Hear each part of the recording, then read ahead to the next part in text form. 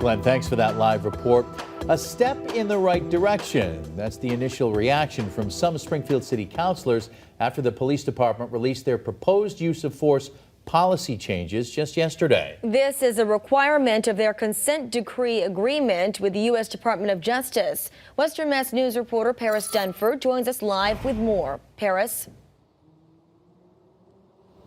Chris, Mary, one Springfield City Councilor tells me he's pleased with that proposed policy, and he's even more pleased that the police department will consider the public's opinion before their final submittal.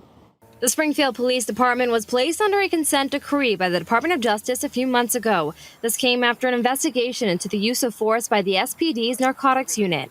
As part of that agreement, the department had to write up a new use of force policy. They released a first draft on Tuesday. Based off of the cursory review that I did, I actually was pleased by the policy. Springfield City Councilor Justin Hurst has been fighting for changes in the police department. He tells Western Mass News he's pleased with the document. Some specific changes stuck out to him, like the detailed de-escalation requirements of officers and the duty to intervene for officers. When they see other officers using excessive force, we know that when I read the DOJ report, there were a number of incidences when their excessive force was used and you had officers that did not intervene.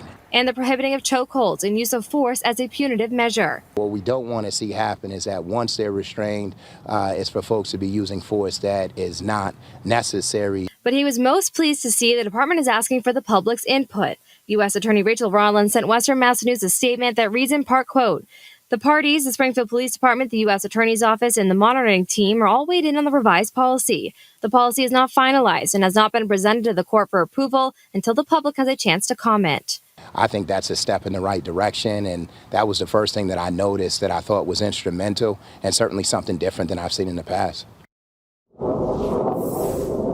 Now, the document isn't officially due to the DOJ until October 29th, and on the Springfield Police Department's website, where you can find the full policy, you can also provide your comment on it as well. Or you can attend a public status conference on October 25th at 3:30 p.m. or a virtual community meeting hosted by the U.S. Attorney on October 27th at 6 p.m.